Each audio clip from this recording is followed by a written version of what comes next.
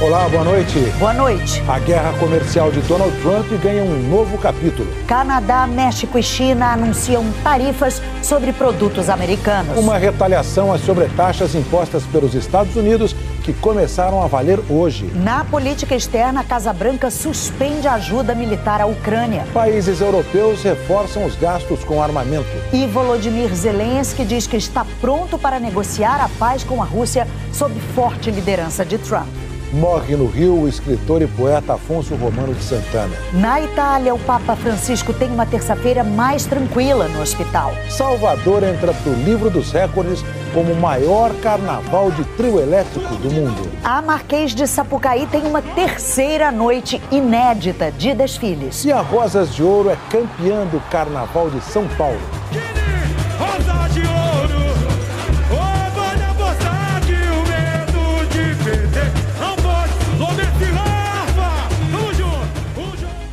o Jornal Nacional está começando. Bom, pessoal, tem um recado aqui importante para vocês. Como vocês podem ver na tela, eu estipulei aqui uma meta mensal para que eu possa continuar aqui trazendo esse tipo de conteúdo no canal. E agora eu vou explicar o porquê. Galera, o conteúdo do Jornal Nacional demanda muito tempo para ser produzido e atualmente eu não recebo nada da plataforma para trazer esse tipo de conteúdo aqui no canal. Antes disso, eu gostaria de pedir aqui a ajuda de vocês para colaborar com qualquer valor através da nossa chave Pix, que é o número de telefone, ou você também pode escanear esse QR Code. E assim que a meta for atingida, irei retirar todo e qualquer anúncio da tela. Muito obrigado a todos vocês que estão ajudando e agora fique com a programação de hoje. A terça-feira foi de queda nas bolsas de valores em todo o mundo, com o agravamento da guerra comercial iniciada por Donald Trump. Hoje entraram em vigor as novas tarifas para as importações do Canadá, do México e da China. Os três países reagiram. O martelo está batido e sem abertura para negociação, pelo menos por enquanto. Esse foi o posicionamento do presidente Donald Trump depois de confirmar que as tarifas sobre o México e o Canadá entrariam em vigor. Produtos e bens desses dois aliados vão ser taxados em 25%. O primeiro-ministro canadense Justin Trudeau respondeu citando um dos principais jornais americanos. Não costumo concordar com esse jornal, mas, Donald, eles dizem que, apesar de você ser um homem inteligente, isso é muito estúpido de se fazer. Trudeau impôs os mesmos 25% sobre produtos americanos. E a tréplica veio logo depois. Trump se referiu a Trudeau não como primeiro-ministro. Explique ao governador Trudeau, do Canadá, que quando ele aplicar uma tarifa retaliatória aos Estados Unidos, nossa tarifa recíproca aumentará imediatamente em uma quantia semelhante. A presidente mexicana, Claudia Sheinbaum, disse que rejeita a alegação de Trump de que seu país não tem se esforçado para conter a imigração ilegal e a entrada de drogas nos Estados Unidos, e que vai anunciar uma retaliação no domingo. Essa guerra comercial também atingiu a China, com tarifas adicionais de 10% sobre bens e produtos. O governo da China respondeu com uma taxa de 15% para produtos americanos, como trigo e frango, e de 10% para outros, como frutas e vegetais. Não é só o comércio internacional que está sendo ameaçado, segundo especialistas. As tarifas podem colocar em risco uma promessa de campanha do próprio Donald Trump de baixar o custo de vida, baixar o custo do supermercado. Com o aumento da tarifa, se uma empresa americana comprava um produto do Canadá, por exemplo, a $10, vai passar a pagar $12,50. O consumidor vai acabar bancando a diferença. As bolsas de valores na Europa e nos Estados Unidos fecharam em queda. O professor Vivek Astvansh, da Universidade de McGill, em Montreal, avaliou que o mundo deve estar entrando em uma nova ordem comercial. Parece que há um novo arranjo dos acordos internacionais, mas precisamos esperar mais meses para fazer um julgamento, explicou. Num novo episódio da guerra da Ucrânia, o governo americano suspendeu o envio de ajuda militar a Kiev e o presidente Volodymyr Zelensky anunciou que está pronto para negociar a paz com a Rússia sob forte liderança de Donald Trump. Volodymyr Zelensky diz que ninguém quer uma guerra interminável e propôs uma trégua no conflito de 3 anos. Nas redes sociais, o presidente ucraniano afirmou que está pronto para chegar à paz com a Rússia e conta com a forte liderança de Donald Trump. Para isso, sugeriu a libertação de prisioneiros e cessar fogo nos ares e no mar imediatamente. Isso se a Rússia fizer o mesmo. Zelensky também agradeceu aos Estados Unidos por ajudar a Ucrânia a manter a soberania e a independência do país. É uma tentativa de reaproximação a Donald Trump depois do bate-boca de sexta-feira passada e da suspensão de ajuda militar anunciada ontem pelos Estados Unidos. Zelensky admitiu que o encontro em Washington não foi do jeito que deveria ser e voltou a falar no acordo sobre minerais e terras raras da Ucrânia, afirmando que o país está pronto para assiná-lo. Trump tinha colocado a assinatura do acordo como condição para continuar ajudando a Ucrânia. A decisão do presidente americano de suspender a ajuda militar à Ucrânia pegou aliados europeus de surpresa e gerou preocupação sobre a segurança aqui no continente. Mas já houve reação. Representantes do bloco anunciaram um plano para ampliar os investimentos em defesa e reforçar a capacidade militar das nações integrantes do grupo. O apoio será de 800 bilhões de euros, mais de 5 trilhões de reais, para dar apoio urgente à Ucrânia. We are in an era of rearmament. Estamos na era do rearmamento, disse a presidente da Comissão Europeia, Ursula von der Leyen. Apertem os cintos, estamos entrando em uma área de turbulência, disse o primeiro-ministro da Polônia. O governo do país vizinho à Ucrânia confirmou que, segundo relatórios da fronteira, a ajuda militar americana já foi mesmo interrompida. Representantes do governo ucraniano garantem que conseguem manter, por enquanto, a situação na linha de frente. Parlamentares do país avaliam que a medida de Trump é uma maneira de forçar a Ucrânia a se render. Por outro lado, a Rússia afirmou que a suspensão da ajuda militar dos Estados Unidos pode encorajar a Ucrânia a se aproximar de um acordo de paz. Representantes de países árabes concordaram no Egito com um plano de reconstrução de Gaza, que custaria 53 bilhões de dólares até 2030. A proposta é uma alternativa ao plano de Donald Trump e não prevê a retirada de palestinos. O presidente americano propõe deslocar a população para construir o que chama de Riviera no Oriente Médio. O Egito afirmou que um comitê palestino independente administraria Gaza durante 6 meses. No início da noite, Israel criticou o projeto. Na Sérvia, deputados da oposição lançaram bombas de fumaça e gás lacrimogênio dentro do parlamento. Eles denunciam corrupção no governo. 3 pessoas se feriram, uma parlamentar sofreu um derrame e está no hospital. Papa Francisco teve um dia sem crises de saúde e permaneceu estável. Ainda há muitas perguntas sem resposta e, por enquanto, nenhuma previsão de entrevista dos médicos. Segundo a Santa Sé, hoje o Papa não apresentou episódios de insuficiência respiratória nem broncoespasmo. Não teve febre, ficou sempre alerta, orientado e cooperando com a terapia. Esta manhã passou a usar oxigênio de alto fluxo e fez a fisioterapia respiratória. A ventilação mecânica não invasiva será retomada hoje à noite até amanhã de manhã. O prognóstico permanece reservado. Durante o dia, Francisco alternou oração e repouso e esta manhã recebeu a Eucaristia. O Papa também nomeou um bispo nas Filipinas. Amanhã, o Papa Francisco não participa do ritual da Quarta-feira de Cinzas. Há 20 anos, em 2005, um outro pontífice esteve ausente nessa mesma ocasião. Internado no Hospital Gemelli, João Paulo II não veio ao Vaticano para as orações do início da Quaresma. O escritor e poeta Afonso Romano de Santana morreu hoje no Rio. Ele tinha Alzheimer há 8 anos.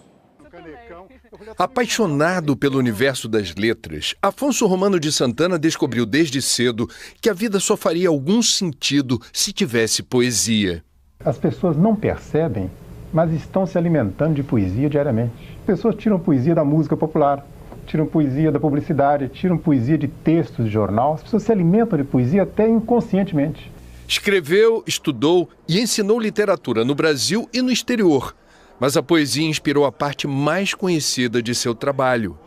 Formado em letras neolatinas, defendeu no doutorado uma tese que virou livro e até hoje é referência sobre a obra do poeta e amigo Carlos Drummond de Andrade. Mineiro de Belo Horizonte, Afonso Romano de Santana deixou mais de 60 obras em 6 décadas de intensa produção. Dirigiu o Departamento de Letras da PUC-Rio, atuou como crítico literário, foi cronista do Jornal do Brasil e do Globo. O escritor, ele não é uma pessoa que tem ideias. O escritor é uma pessoa que tem ideia dentro de frases. Aquela frase é o conteúdo, é a matriz de uma coisa que pode ser desenvolvida. Na década de 1990, Afonso Romano de Santana presidiu por 6 anos a Biblioteca Nacional. Entre suas realizações está a implementação do Programa Nacional de Incentivo à Leitura, que existe até hoje em todo o Brasil. Era um olhar inquieto, profundo, de um grande intelectual que buscava respostas para definir o nosso país, mas também não deixava de estudar o amor, não deixava de ter um olhar muito forte como professor. Em nota, o presidente Lula disse que recebeu com tristeza e pesar a notícia da morte de Afonso Romano e se solidarizou com familiares, amigos e admiradores do escritor. A Academia Brasileira de Letras prestou uma homenagem ao autor de Que País é Este?, considerado um dos mais potentes poemas sobre o Brasil. Afonso Romano tinha 87 anos e morreu em casa, no Rio de Janeiro, pouco mais de um mês depois da morte de sua mulher, a também escritora Marina Colasanti.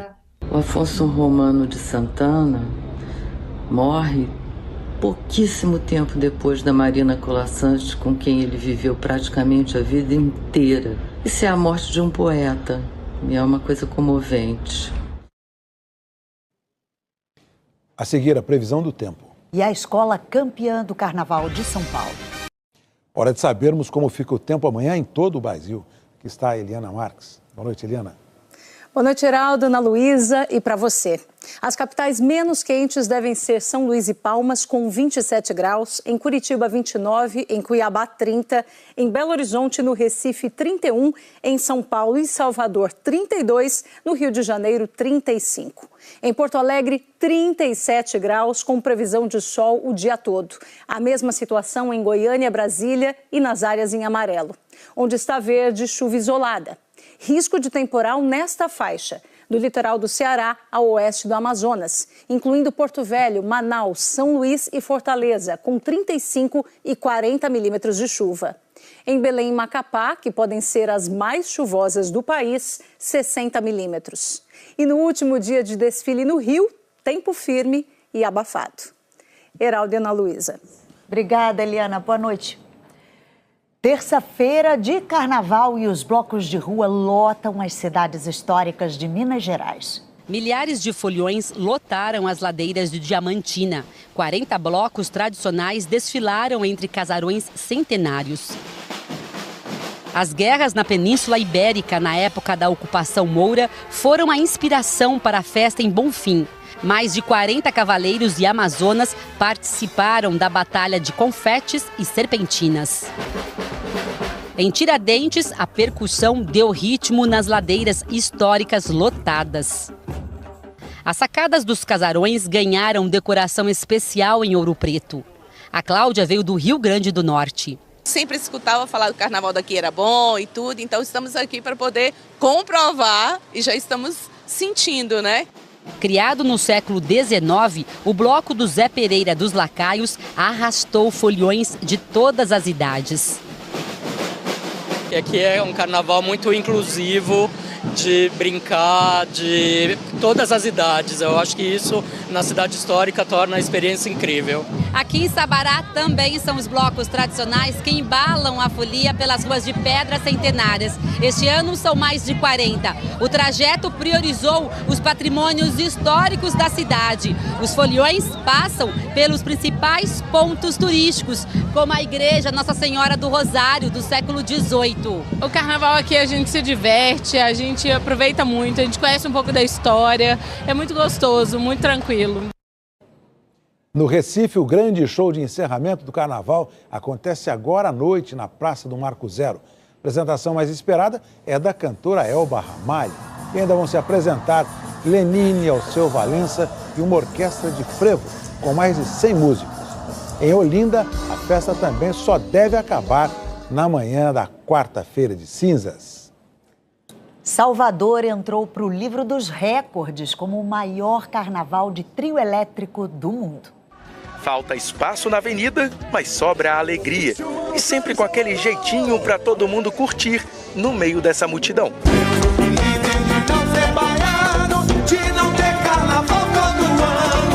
Neste último dia, mais de 60 atrações arrastam os foliões pelos 3 circuitos do Carnaval de Salvador.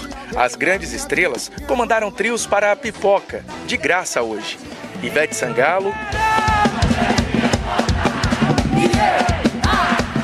Saulo, Daniela Mercury, avisa lá que eu vou chegar mais tarde. Vamos juntar o boloto que é da alegria. Léo Santana. Se dia manda mensagem, a noite tá me ligando, ela gosta quando eu passo. Sempre na pipoca. Eu acho bem mais livre, bem mais... Você aproveita todos os artistas. A folia aqui em Salvador começa com um pré-carnaval e dura 12 dias. E só nos 10 primeiros, as câmeras de reconhecimento facial da Secretaria de Segurança Pública já contaram quase 9 milhões de pessoas assim, brincando, sem perder a empolgação.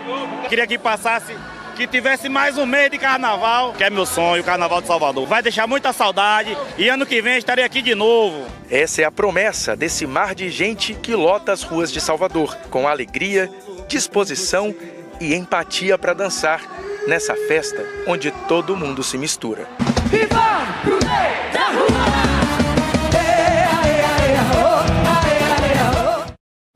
Depois de 15 anos, a Rosas de Ouro é campeã do Carnaval paulistano. O resultado veio numa apuração eletrizante, decidida nos votos da última jurada. 2 dias depois dos desfiles, todas as escolas estão de novo no sambódromo. Você fica mais nervoso no dia do desfile ou quando chega na avenida no dia da apuração? Vou confessar que esse ano aqui eu estou mais nervoso hoje. Aqui na apuração. Eu até sonho com esses guarda-chuvinha aqui, com essa monumental. E faço terapia já por causa da apuração. E se especialistas avaliam que algumas escolas têm mais chances do que outras, os integrantes chegam empatados em expectativas. Daqui é campeã, se Deus quiser, se eles também entenderem dessa forma, a gente vai sair com um bom resultado.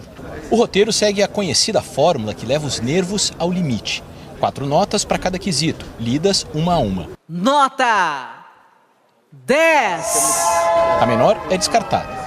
Quando a apuração chegou na metade, só 3 escolas não tinham perdido nenhum ponto: Águia de Ouro, Tatuapé e Camisa Verde e Branco. E repara ali, mais para baixo, na tabela, onde estava a Rosas de Ouro, na 8ª colocação. A Águia de Ouro chegou ao último quesito isolada. A única escola a não ter perdido nenhum ponto durante a apuração toda. Mas a diferença entre a primeira e a 5ª colocada era de apenas 2 décimos.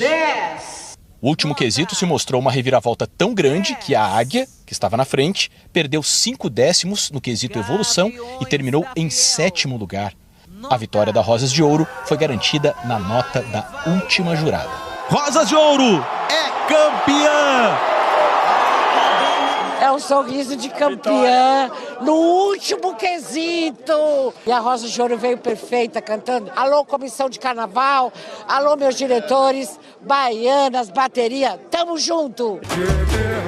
A escola desfilou na primeira noite e mostrou a história dos jogos e como eles influenciaram a humanidade. No carro abre-alas, uma máquina caça títulos.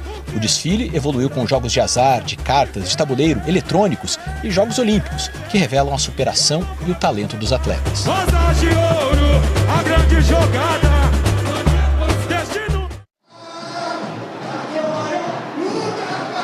Olá, boa noite. Eu falo ao vivo da quadra dessa grande campeã do Carnaval de São Paulo, a Rosas de Ouro, que nasceu na Brasilândia, aqui na Zona Norte. E com essa disputa tão acirrada, dá para imaginar por que tem esse gostinho a mais para comemorar. Os integrantes, a comunidade, todo mundo muito feliz, fazendo essa festa que com certeza vai ainda muito longe. Inclusive, o troféu chegou agora há pouco, veio lá do Sambódromo do Anhembi e todo mundo ficou bastante contente. A Rosas, que fez esse grande desfile, falando sobre os jogos, apostou tudo, confiou e eu posso dizer, acompanhando essa apuração, que aqui a comunidade acreditou a todo um minuto. E olha, com esse título, a Rosa conquistou esse campeonato pela 8ª vez.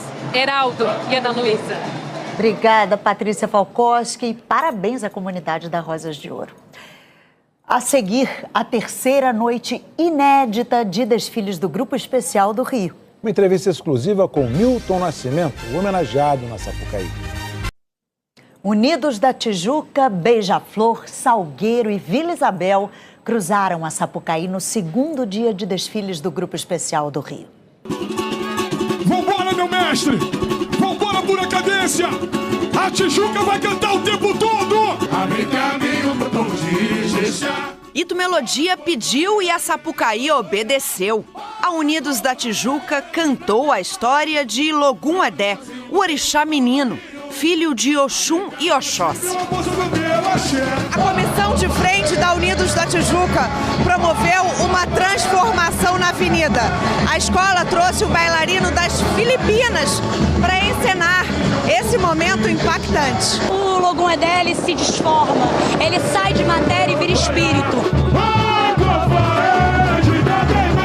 A bateria do mestre Casagrande veio sem rainha, uma deferência à Lecha que não desfilou.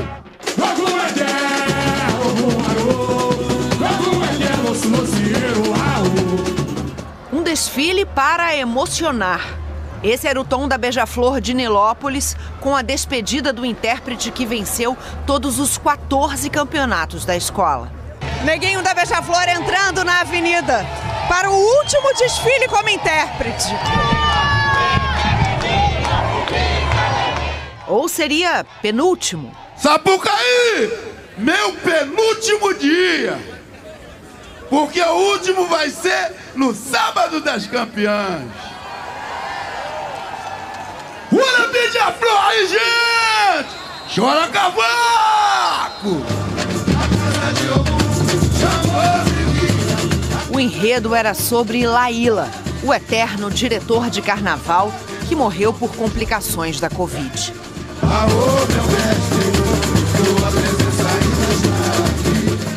A bateria fez uma paradona para dar voz a Marquês de Sapucaí.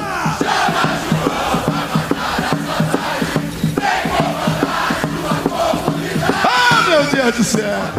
O Cristo Proibido de 1989 foi recriado, encerrando o desfile. Uma dupla homenagem a Laíla e Joãozinho 30. Tem água pra defumar, carrego meu patuá, adorei as almas e conduzem meu caminho. O Salgueiro entrou na Sapucaí de corpo fechado, apostando na fé e na espiritualidade. O Salgueiro esse ano vem para ser campeão, hein? Vem lindo. O intérprete Igor Sorriso incorporou o Preto Velho. A bateria furiosa fez um terreiro na avenida. E quando passa, como não olhar para a rainha? A comissão de frente pegou fogo, mas a escola levou muita água para a avenida também. Só este tripé tinha 3.000 litros. O primeiro casal de Mestre Sala e Porta-Bandeira voltou no último carro, como Pombagira e Zé Pilintra. Batizado no bom lugar, só do bicho, dá um baile de alegria, é o povo do samba. virado na baixaria. A Vila Isabel falou sobre assombrações e entrou com um trem fantasma na Marquês de Sapucaí. É um desfile bem diversificado, carros muito diferenciados uns dos outros. A comissão de frente trouxe o diabo e uma abóbora voadora. Mas o drone caiu na avenida. Os componentes viraram personagens de um desfile de terror. Eu quero que as pessoas se emocionem, eu quero que as pessoas voltem a ser criança. É muita diversão e muito samba.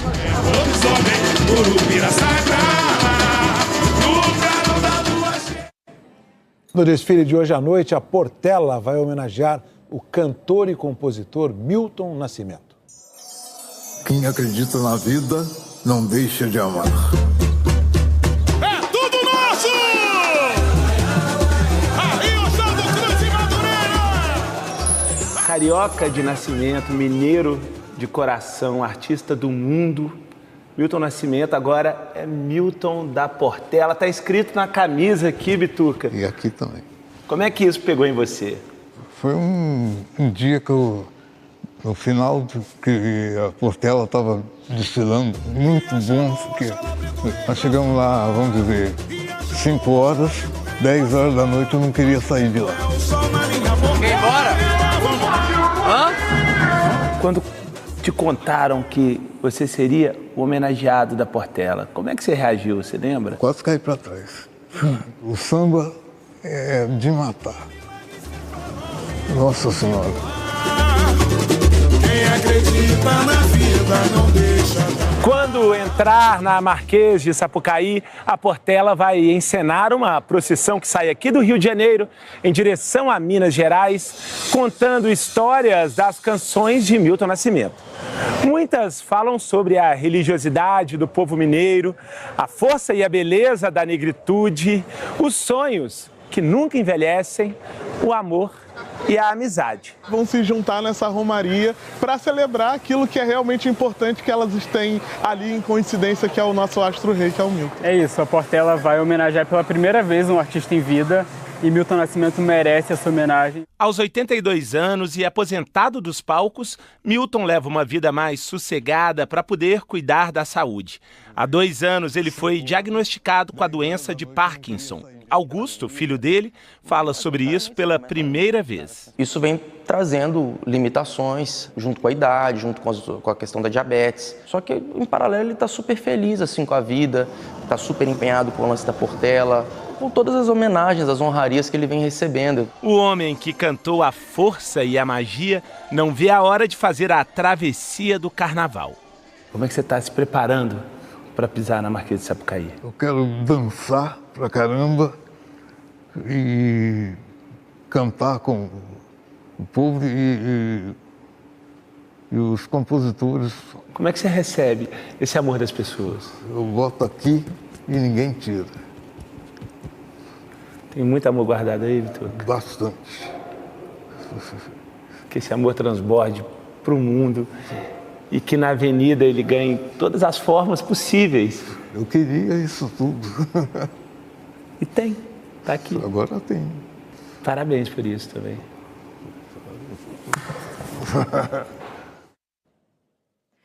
E pela primeira vez na história, o Rio vai ter uma terceira noite de desfiles.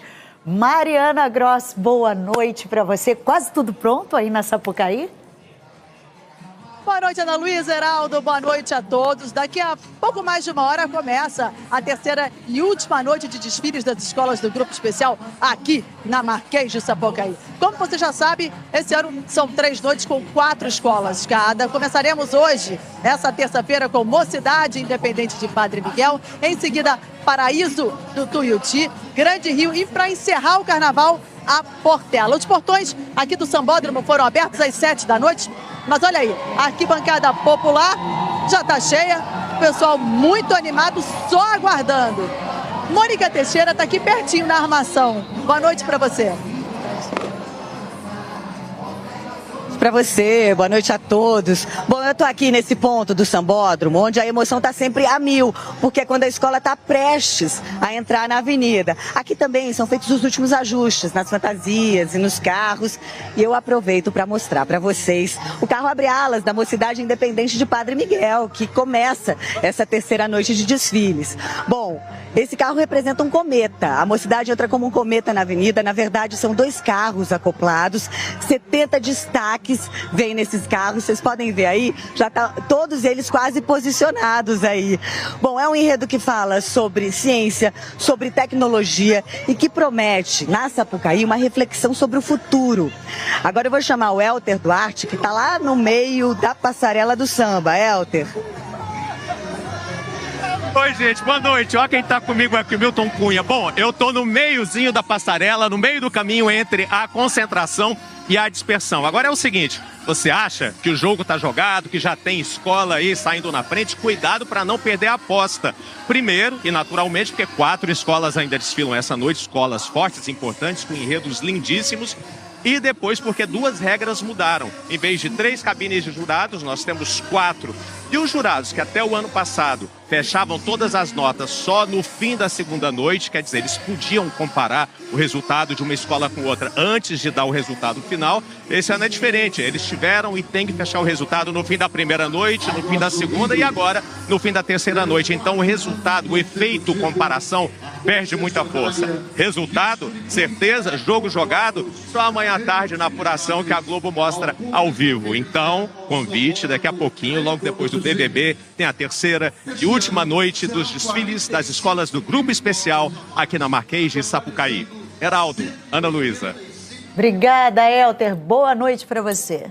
Como disse o Elter, transmissão do Carnaval é depois do BBB. Boa noite. Boa noite.